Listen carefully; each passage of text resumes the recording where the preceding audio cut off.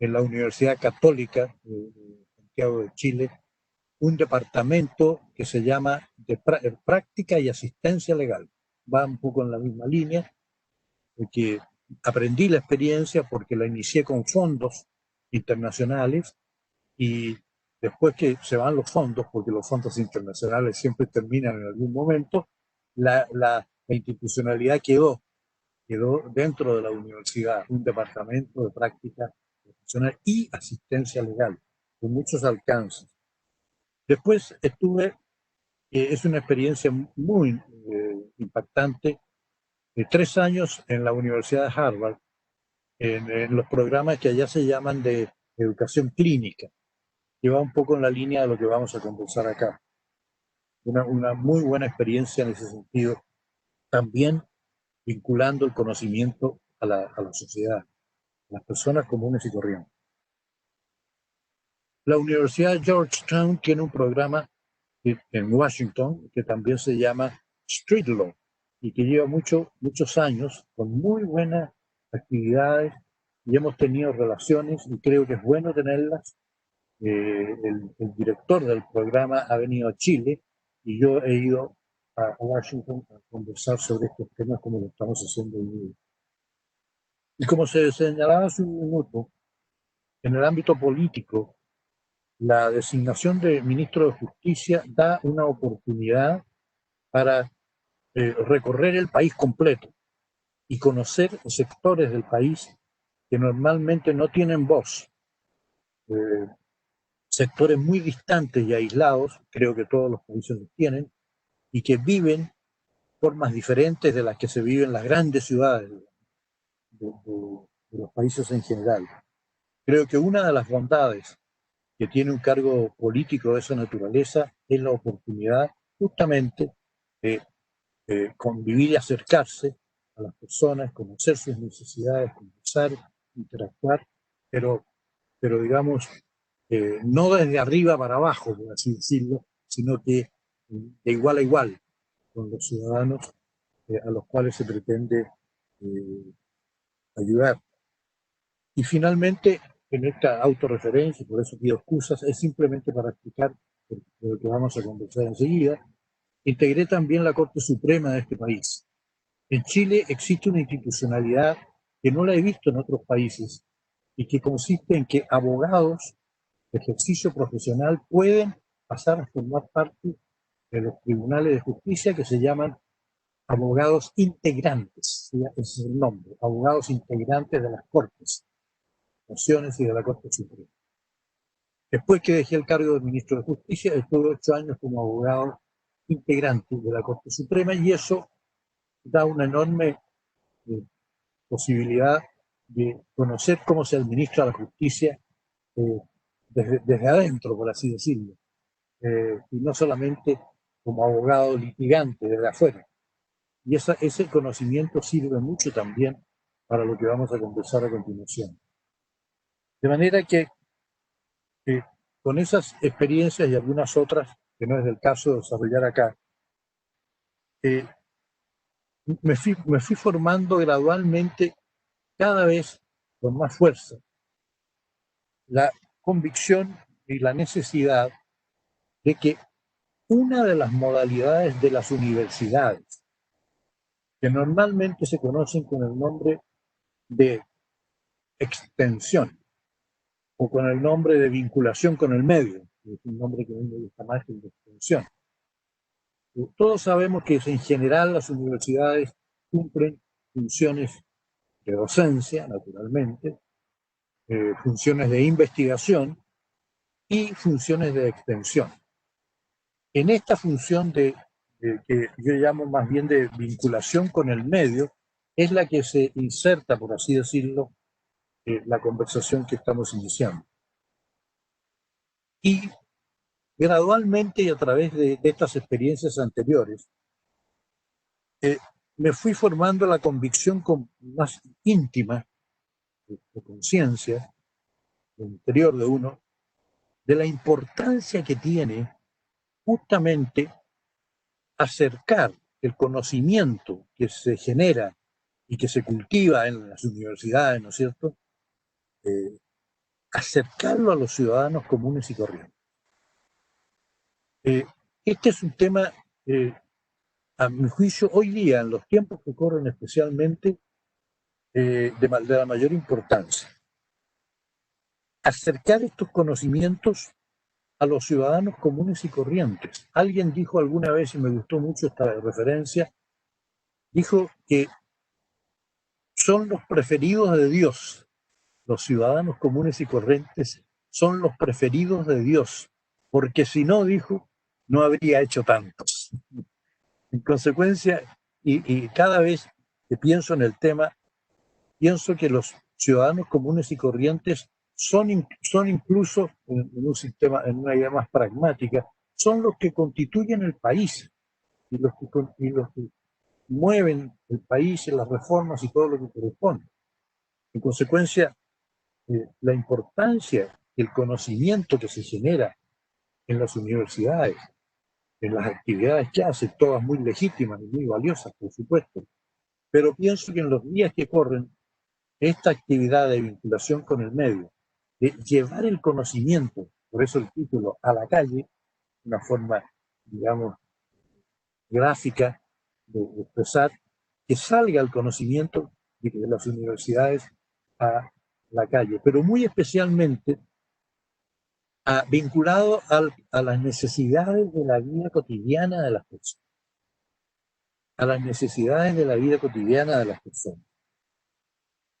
El ejercicio de los derechos, por ejemplo, de lo que se habla todos los días, o el cumplimiento de los deberes. Todos sabemos que todo derecho tiene un correlativo deber. Eso sería muy largo de contarlo, pero esa es una realidad. Entonces, en el cumplimiento de los derechos y en el ejercicio de los deberes, acercar el conocimiento para que esa sea una realidad en las personas comunes y corrientes. Tiene que ver con la calidad de vida de las personas. Tiene que ver con un concepto que a mí me gusta mucho, que se llama la democracia del diario vivir. La democracia del diario vivir. Es decir, proveer el conocimiento para que las personas mejoren su calidad de vida pero en relación con sus actividades cotidianas. Porque obviamente los conocimientos se desarrollan en otras áreas de los países y muy legítima y naturalmente, pero focalizar, por así decir, esta actividad en los ciudadanos comunes es lo que justificó la creación de este Centro de Educación Ciudadana que se ha desarrollado ya durante 10 años. Este conocimiento que se genera en las universidades, y esto me parece muy importante, tiene que trasladarse a los ciudadanos comunes en un lenguaje adecuado a ellos. El tema del lenguaje del conocimiento especializado, sea derecho, sea medicina, sea las materias que sean, es un tema fundamental, me parece a mí. Y formamos parte de una organización internacional que se llama, probablemente ustedes la conozcan, Clarity International. Clarity International. Clarity International es una organización que tiene su sede en Londres y que lleva ya muchos años, 50 años, 60 años, en su función de traducir, por así decir, el lenguaje jurídico a los ciudadanos comunes y corrientes, en los temas que tienen que ver con sus necesidades cotidianas. Es realmente una labor que hemos participado en congresos internacionales. Hubo hace pocos años en México uno de ellos, una actividad que realizan y me llamó la atención un poco, con gran énfasis en los países de habla inglesa. Los países de habla inglesa tienen programas de traducción del lenguaje a los ciudadanos comunes, digamos, por muchos años. En Nueva Zelanda, en Australia, en Inglaterra, en los Estados Unidos. Hay programas muy eficientes, en Canadá, programas muy eficientes de traducir, vuelvo a usar la expresión, ¿no es cierto?, el lenguaje técnico profesional al ciudadano común. Y que, como decía hace un momento, tiene un impacto enorme en la democracia. Y puse la repetición, la democracia del diario vivir me gusta mucho porque es muy gráfica, digamos, en ese sentido. Y eso es por eso tal vez el nombre del título que me llama un poco la atención, el derecho de la calle, ¿es cierto? Pero la razón de ser es un poco eso, sacar de las universidades todo ese conocimiento a la calle, a los ciudadanos comunes y corrientes, y que por lo menos la evaluación que hemos hecho en estos 10 años, a partir de las percepciones de los ciudadanos comunes, nos estimula a continuar y aumentar este tipo de actividades porque se advierte en la evaluación de ellos, en las preguntas que hacen, los comentarios y las críticas que hacen, y los temas que sugieren, esto es muy importante, los temas que sugieren, ¿no? Que se les imparte conocimiento, surge de ellos. Y yo insisto mucho, y lo decía hace un momento, en la importancia que tiene aprender de los ciudadanos cuando se está hablando de temas. Porque hay mucho que aprender de ellos y para eso se necesita naturalmente una disposición distinta de simplemente ir a imponer conocimiento. O como decía un autor brasileño, no recuerdo la apellido en este momento, la llamada educación bancaria, porque se depositan los conocimientos en los alumnos, ¿no es cierto? Y punto. Y a mi juicio, eso de la actitud del profesor debe cambiar en esa línea, estar mucho más abierto, digamos, a las enseñanzas que surgen de los alumnos, en este caso de los ciudadanos. La actividad nuestra se hace, mejor dicho, tiene dos vertientes, por así decirlo, de destinatarios de los programas. Una es la que ya señalaba, que son los ciudadanos comunes y corrientes. Incluso parte de nuestra publicidad, nuestros cursos ciudadanos cívicamente aptos, los ponemos en los medios de movilización, donde la gente se moviliza, movilización pública. Ahí invitamos las charlas que se realizan sobre estas materias. Y la otra vertiente que se dirige la actividad del centro es hacia los escolares. O sea, tenemos estas dos líneas de acción. Ciudadanos comunes y corrientes, gente de la calle, y colegios públicos, privados, colegios escolares. Y esos son los dos grandes tipos de actividades que se vienen desarrollando en estos 10 años. Y para las personas comunes y corrientes, los temas que se han elegido, los voy a mencionar simplemente, por cierto,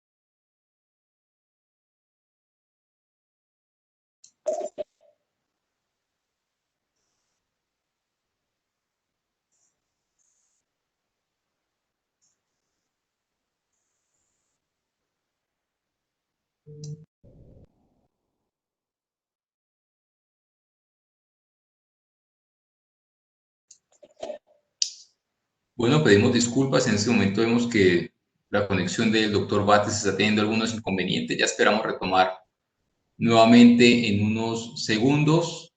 Los invitamos para que por favor por el chat puedan ir escribiendo sus comentarios, que al final con gusto les remitiremos directamente al doctor Bates para dar respuesta a todas esas preguntas e inquietudes que tengan al respecto.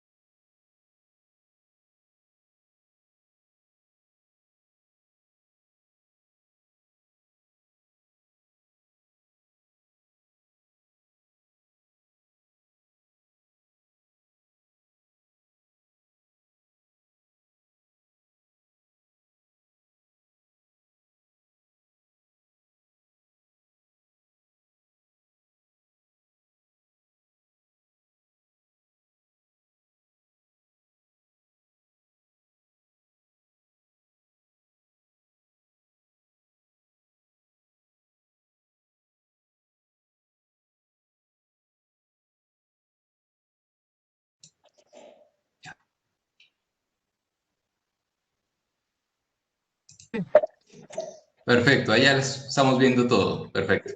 Okay, gracias. Muchas gracias. No, con gusto, tranquilo. Entonces en el programa que se dirige a los ciudadanos comunes, las materias se eligen a partir de conversaciones con ellos y materias importantes son el tema de la familia y, por cierto, el tema del laboral, el tema del trabajo. También aquí ha tenido buen resultado el tema del acceso a la información pública. En Chile existen leyes de acceso a la información pública, y es una forma justamente de participación ciudadana. No sé en Colombia si existan leyes de acceso a la información pública, pero acá ese es uno de los temas que la gente solicita.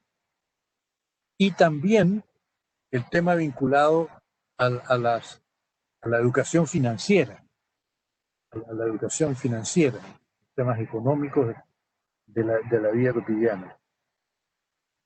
Y ampliándonos hacia otras facultades de la universidad, hay un tema que también ha sido de mucho interés, y es el que se denomina derechos del paciente, es decir, los derechos de los ciudadanos frente a los servicios de salud, frente a los médicos y los servicios de salud. Entonces, hay una serie de temas que se han estado desarrollando en ciclos de charlas anuales, en que participan. En la última sesión, todo esto era presencial, por cierto, había 500 personas en nuestra última charla sobre estos ciclos. Y invitamos a la exposición de estos distintos temas a personas muy calificadas, pero calificadas no solamente en los conocimientos académicos y de la especialización correspondiente, sino que muy calificadas para hablar en lenguaje corriente, como decía, y, y a disposición, digamos, de los ciudadanos comunes y corrientes. Los temas de salud son muy importantes, los derechos del paciente. Y en el ámbito legal, usamos mucho la expresión salud legal. El concepto de salud legal es un concepto que yo aprendí en Estados Unidos hace muchos años atrás, y que se vincula, y esto me parece importante, se vincula a lo que en el ámbito médico se llaman chequeos legales. Todos sabemos lo que es un chequeo legal, en el sentido de hacernos un examen, ¿no es cierto?, corporal para prevenir enfermedades, ¿no es cierto?, y evitar riesgos. En el ámbito legal es muy importante este mismo tipo de chequeos, que tiene por objeto evitar problemas legales y que dice relación, por ejemplo, cómo están las personas en relación con las leyes de familia, cómo están las personas en relación con sus relaciones laborales, cómo están las personas, en fin, en todos los aspectos de su vida, si están adecuándose a la legislación existente o no, y evitar en consecuencia anticiparse a los conflictos de carácter jurídico. Los expositores son muy importantes, porque tienen que tener esta formación de hablar en lenguaje simple, por una parte, y por otra, estar muy abiertos a conversar con las personas que participan. Otro de los temas que nos ha parecido siempre fundamental es el que tiene que ver con la solución de conflictos, pero la solución de conflictos por la vía de la justicia de los acuerdos. La justicia de los acuerdos. En Colombia hay bastante desarrollo de experiencias, por ejemplo, en mediación, negociación, en fin, que son modalidades de la justicia de los acuerdos. Pero es fundamental, a mí me parece, sobre todo en los tiempos que corren, trabajar en la creación de la cultura de la resolución de conflictos por la vía de desacuerdo, por la vía amigable, por la vía de la comprensión del otro, por la vía del respeto al otro, por la vía de escuchar al otro, que son más bien situaciones, son ánimos, como dicen algunos. El concepto de conciliación, por ejemplo, concepto de conciliación del diccionario de la Real Academia Española, es muy, muy gráfico, porque habla de los ánimos de las personas que son las que finalmente resuelven los conflictos por la vía de la conciliación, por la vía de la amigable composición o como quiera llamarse. Ese elemento de trabajo, más que un elemento legal, que lo es por supuesto, para mi gusto, como le digo, es un elemento, es una formación de cultura, hábitos de cómo nos aproximamos a los conflictos. Los conflictos son, y lo sabemos todos, ¿no es cierto?, son inherentes a la condición humana desde los tiempos más remotos. El tema no es la existencia de los conflictos, el tema es cómo abordamos los conflictos. Y en ese sentido, solamente quisiera mencionar la experiencia propia de que escribo actualmente, excuso de nuevo la autorreferencia, pero escribo actualmente un libro a iniciativa del gobierno de la India que se llama Gandhi. El título del libro es Gandhi, el abogado de la paz. Porque Gandhi fue abogado. Gandhi estudió Derecho, practicó la profesión más en Sudáfrica que en la India. Se desencantó de la profesión precisamente por el sistema adversarial de resolución de conflictos, que es el sistema más generalmente conocido, ¿cierto? Terminó asqueado de la profesión legal porque su visión de los abogados era que la función del abogado era, lo decía en términos muy categóricos, unir a las partes, unir a las partes en conflicto. Y los abogados con el sistema adversarial que existe en distintos países van por el camino contrario, ¿cierto? Por el camino adversarial, el camino de ganar, el camino de imponerle al otro triunfos que finalmente son derrotas por los costos que tienen los juicios. Este es un tema muy largo, muy extenso, pero es parte también de nuestro programa de educación ciudadana, es decir, aprender a resolver los conflictos, y no es fácil, por cierto, porque es un tema cultural más que legal, aprender a resolver los conflictos por la vía de los acuerdos, y que es beneficiosa para todos, porque los acuerdos son beneficiosos para las partes cuando se abren mentalmente a la resolución del conflicto, son favorables también para la justicia, porque descarga la sobrecarga de trabajo que tienen los tribunales y que hace que finalmente la justicia no sea tal, por la demora que tienen los casos, pasan a ser finalmente injusticia. Y finalmente, esta política de los acuerdos tiene un beneficio para la sociedad, para la colectividad entera. Y qué importante, entonces, es esta justicia de la no violencia que llamaba Gandhi en el ámbito político y en el ámbito de los conflictos jurídicos.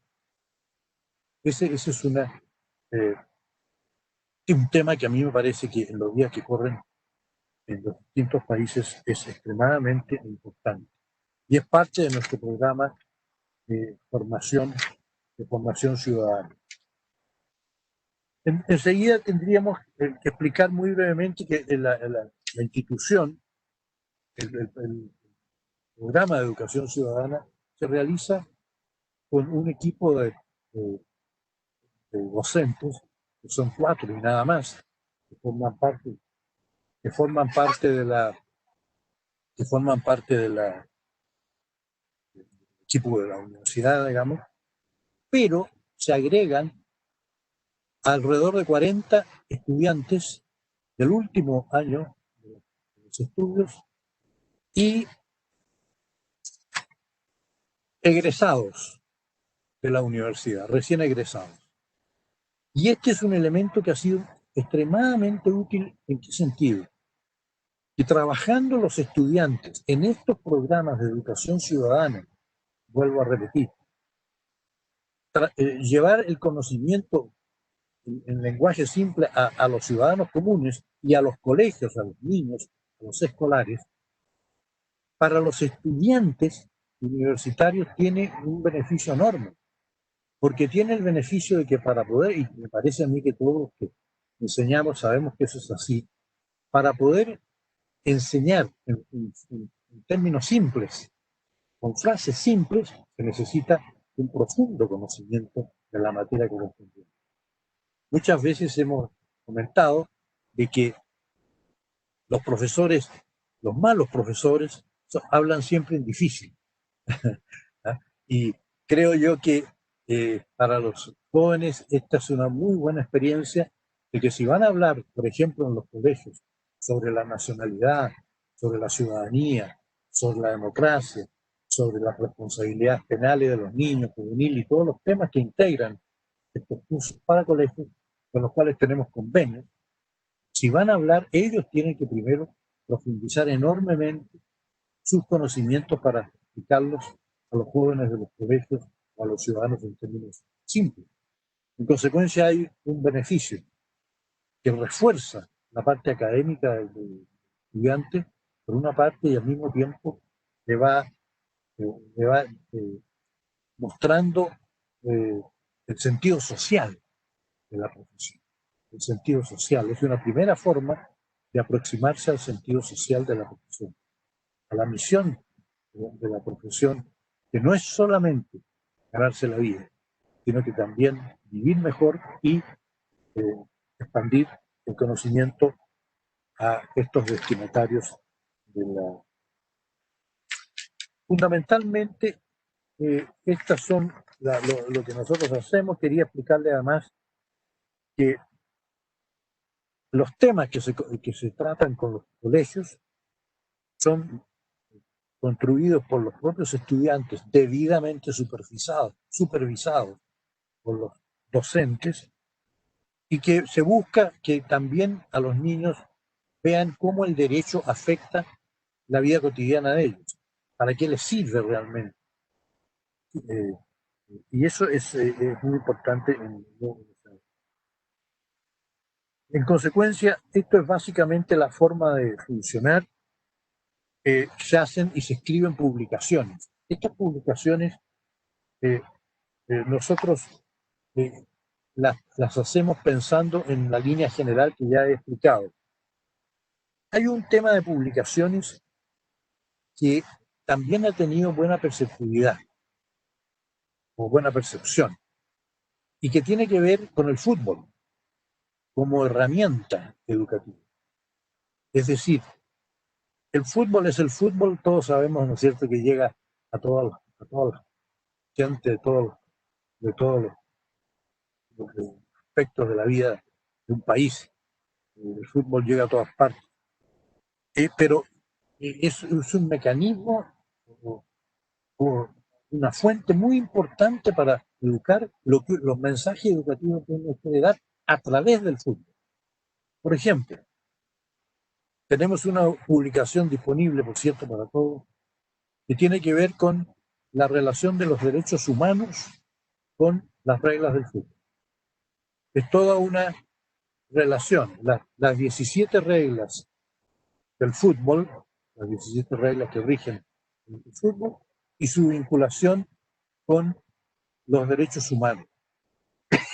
Esta experiencia la aprendí en lo que le decía al empezar esta conversación, porque inaugurando una cárcel, una ocasión en el sur de Chile, en un lugar muy lejano, habían unos niños presos por delitos muy graves, jugando taca-taca. Y yo le pregunté, el taca-taca es el juego de fútbol manual, y yo le pregunté si conocían las reglas del fútbol. Y ellos me dijeron que no, hasta ahí que llegaron, digamos, no conocían y las reglas de la sociedad. Y en consecuencia, esta forma de llevar conocimiento a través del fútbol es una muy buena herramienta porque llega a todos los sectores, ¿cierto?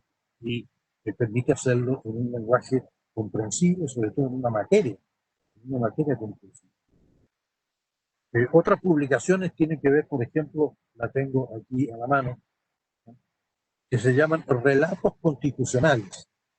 Relatos constitucionales, esto está escrito por egresados, recién egresados, monitores de nuestro Centro de Educación Ciudadana, y que tienen que ver con las normas de la Constitución política, pero explicadas como cuentos,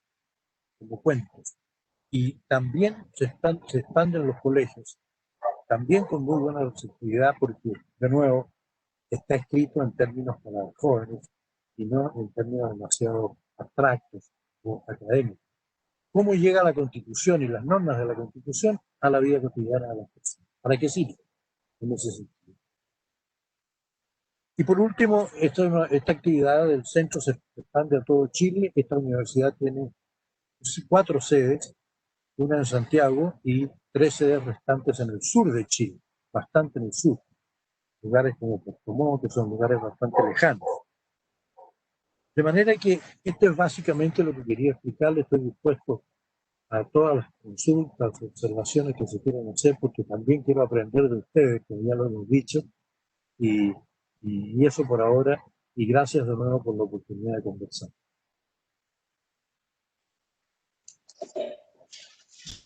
Doctor Bates, muchísimas gracias a usted por su tiempo, por toda esta contribución que nos da en este momento ante un tema tan importante y tan fundamental para esta, incluso las generaciones que son los que más están atentos a toda esta situación.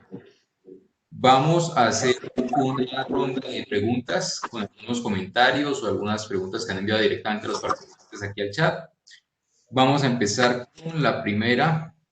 Nos la envía Lucía Bernal, que nos dice: ¿considera que las protestas actuales, promovidas especialmente por los jóvenes reclamando sus derechos a la igualdad, son un acto políticamente correcto o incorrecto?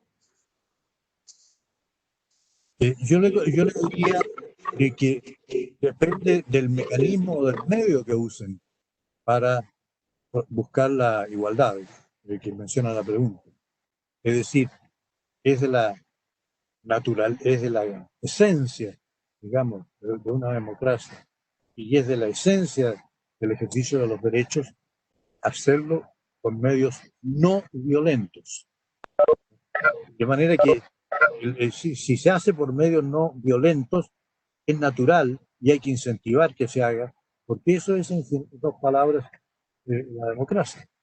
No sé si le respondo a la pregunta o te quiero complementar.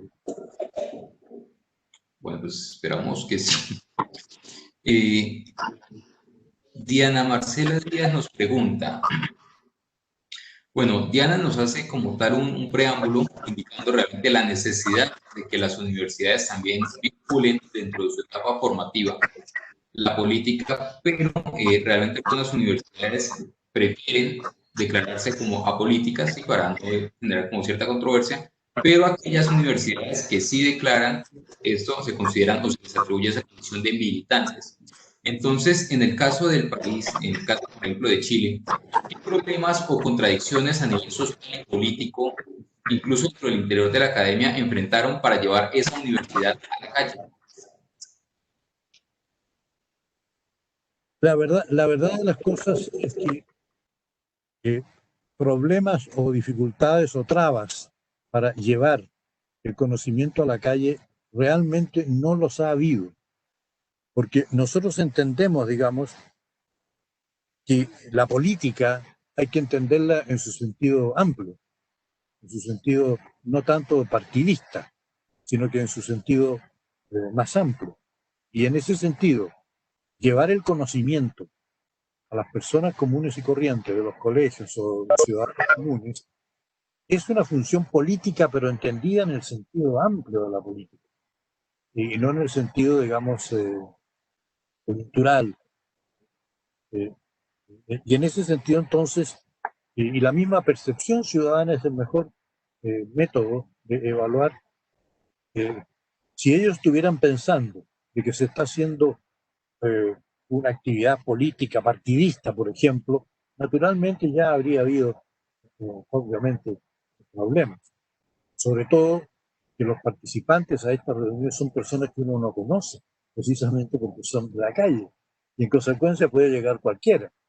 Y salvo una vez de los 10 años que una persona levantó el dedo para hacer algún reclamo en esta línea, nunca hemos tenido alguna dificultad, porque la gente ve que la actividad les es útil, les sirve, y en consecuencia es una manera de entender la política en un sentido amplio y no partidista. Yo creo que esto es muy importante. No sé si le respondo la pregunta. Bien, muchas gracias, doctor Bach. Vamos con nuestras dos últimas preguntas. Rosa Benavides nos pregunta, ¿cómo empoderar a aquellos ciudadanos que te dejan manipular por tendencias sociales y no por sus deseos o ideales? ¿Cómo, perdón, cómo? ¿Cómo empoderar? Sí, ¿cómo empoderar democráticamente a aquellos ciudadanos que se dejan manipular por tendencias sociales y no por deseos o ideales propios? Tendencias sociales y no por deseos propios. Justamente lo que aquí se apunta, digamos, a que el conocimiento que se imparte al ciudadano lo lleve a tomar decisiones mejor informadas. En ese sentido, se cumple esa función, por lo menos en el ámbito del derecho. Todos sabemos que el derecho regula gran parte de la vida de las personas. Otra cosa es que la gente no lo sabe, o lo sabe cuando infringe las normas y se encuentra con el mundo de los jueces y de los abogados, ¿no es cierto? Aquí lo que se pretende es justamente evitar esas situaciones y de manera que la persona adopte las decisiones de su vida cotidiana, de su vida propia, con la mejor información posible. Esa es un poco la idea central. Y esa información, por la forma como se da, evita la conflictividad política circunstancial de ese tipo. Por lo menos hasta ahora no hemos tenido problemas de esa naturaleza, probablemente por la naturaleza misma de la corrupción. Esto no quiere decir que la política no sea importante, no la estamos, no la estamos desvalorizando. Pero también ahí ya estamos entrando a hablar de un tipo de política. A mí me parece personalmente de que es muy importante que el ciudadano común, y esto lo decía Gandhi a propósito de lo que decía hace un momento, que uno de los males de la humanidad, decía, es la política sin principios. La política sin principios. Y yo creo que Gandhi tenía razón. En Chile, por lo menos, los partidos políticos tienen que inscribir sus programas y darlos a conocer. Y eso prácticamente casi no existe. O sea, cuál es el contenido de los programas, cuáles son las diferencias de un partido con otro. No, prácticamente no existe. En consecuencia, eh, no sé si respondo adecuadamente a la pregunta, pero entendemos la política en un sentido así más amplio y es la razón por la cual no hemos tenido prácticamente dificultades mayores en ese plan. Bien. Otra pregunta nos hace Álvaro Chino. Dice, a lo largo de esta experiencia de formación ciudadana, ¿cree que aún hay un reto importante con la educación cívica latinoamericana y particularmente con los jóvenes? Perdón, ¿me la podría repetir? Sí, sí, ok. Dice, a lo largo de esta experiencia en la formación ciudadana, ¿cree que aún hay una deuda importante con la educación cívica en Latinoamérica y particularmente con los jóvenes?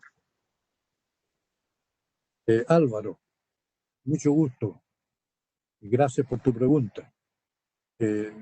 Nosotros pensamos que este tipo de actividad podría perfectamente englobarse dentro de lo que se denomina formación cívica. No hay inconveniente con ello. Pero con las características que traté de explicar en Charlo. Es decir, con las características de que ese conocimiento se acerque a la vida cotidiana de las personas. Lo entiendo también como una actividad de formación cívica. Y que vaya a los jóvenes, por supuesto, creo que es esencial. Eh, eh, porque se ha dicho, ¿no es cierto?, por otros autores, por grandes maestros de la humanidad, digamos, que hablan de la educación, por ejemplo, de que el idealismo de los jóvenes sin estudio es fanatismo, se traduce en fanatismo. Y en consecuencia es muy importante, en nuestra opinión, de que estos temas sean parte de la educación de los jóvenes en los colegios públicos, privados, en fin, y desde muy jóvenes, desde muy niños. Por ejemplo, el tema de la resolución eh, colaborativa de conflictos, justicia de los acuerdos, cómo resolver los conflictos desde joven, por la vía, digamos, de la comprensión y etcétera, de lo que decíamos hace un momento. Por supuesto que el foco en los jóvenes son el mañana de los países, de manera que, por supuesto, Álvaro, es un tema central en términos de educación. Bien, y vamos con nuestra última pregunta. Nos dice Heidi Patiño, ¿cuál cree que es el cambio que debería darse en la academia que aún se inclina hacia la formación para ganar los conflictos y no hacia una cultura de resolución pacífica de acuerdos? ¿Cuál es, cómo dijo, cuál es El mayor cambio que debe darse en la academia que aún se inclina hacia la formación para ganar los conflictos y no hacia la cultura de resolución pacífica de acuerdos? A mí me parece que algo de esto hemos tal vez adelantado, en el sentido de que, porque se trata de un problema de cultura, precisamente los cambios son lentos. Los cambios son lentos y en este sentido la permanencia, la sustentabilidad. Creo que uno de los males de algunos de los países nuestros en América Latina justamente es que en el ámbito de la política, por ejemplo, las soluciones inmediatas. Y hay temas y problemas que necesariamente requieren el concurso del tiempo para ir modificando los hábitos y la cultura de las personas. Uno de los hábitos que mencionaba hace un momento, ¿no es cierto?, en los conflictos precisamente, es la batalla judicial. Incluso la percepción del abogado, y en eso los abogados también tenemos mucha responsabilidad. La percepción del abogado es un combatiente. El abogado va al pleito, va al juicio, a derrotar al otro, a humillar a la parte contraria, sin darse cuenta de los costos económicos, de tiempo, emocionales, etcétera, que tienen. Esto lo decía un gran abogado americano, Abraham Lincoln. Abraham Lincoln decía, digamos, que los que ganan los pleitos no los ganan, son derrotas por los costos que van involucrados en ellos. De manera que, si voy a la pregunta, más que cambios legales, que también son necesarios, mucho más son esta forma de aproximarse a los conflictos y los ánimos con que se debe ir a los conflictos para buscar soluciones que a la larga, por razones no solamente espirituales, sino que prácticas, pragmáticas, a la larga, el acuerdo siempre es beneficioso para las dos partes de los conflictos. Y eso es un problema cultural, un tema cultural. Yo creo que no solo en el ámbito del derecho, en todos los demás ámbitos, y por eso la importancia de la educación en los escolares, desde muy niños, que entiendan que el mejor beneficio para los combatientes, para las partes de los conflictos, está en los acuerdos. Esa es la médula, digamos, de este tema. Y lo demás, la violencia, la derrota, las humiliaciones, los pleitos, etcétera, al final no aportan nada al bien común, sino que por el contrario. Y también ahí hay una regla de vida, por así decirlo, que no sé si está muy relacionada con esto, pero creo que vale la pena, que es la regla de los grandes maestros de la humanidad, no es una regla mía, en el sentido de que el bien o el mal que uno hace al otro le revierte. Tarde o temprano revierte. Y esta es una realidad absoluta, que la han dicho grandes maestros de la humanidad, papas, etc. Pero es una norma muy, muy importante de entenderla así. El daño que uno hace a otro, tarde o temprano, lo revierte. Y lo mismo pasa con el bien. No sé si respondo a la pregunta. Te la agradezco. Perfecto, doctor Bates, muchísimas gracias por todos estos aportes que nos dan en este pequeño espacio para nosotros con toda esta información que realmente nos va a servir para mejorar en esta sociedad. Doctor Bates, nuevamente nuestros más sinceros agradecimientos por participar aquí y estar presente en la Universidad Pontificia Bolivariana de Bucaramanga, aquí en Colombia. Pues esperamos en próximas oportunidades contar con usted nuevamente y escuchar esos grandes conocimientos que tiene. Agradecemos a todos nuestros asistentes que estuvieron con nosotros durante esta charla, esta conferencia del Derecho de la Calle, y también por haber participado en la Semana Internacional Virtual de la Universidad Pontificia Bolivariana. Doctor Bates, muchísimas gracias. Gracias, gracias a ustedes. Extienda, por favor, mi agradecimiento al resto del personal de la universidad y a todos quienes han estado participando en esta conversación. Les deseo lo mejor y, por cierto, ojalá que sigamos de una u otra manera como hermanos, digamos, seguir trabajando en esta línea. Gracias. Claro que sí, doctor Bates. Hasta una próxima ocasión. Muchas gracias. Chao, chao, que estén bien.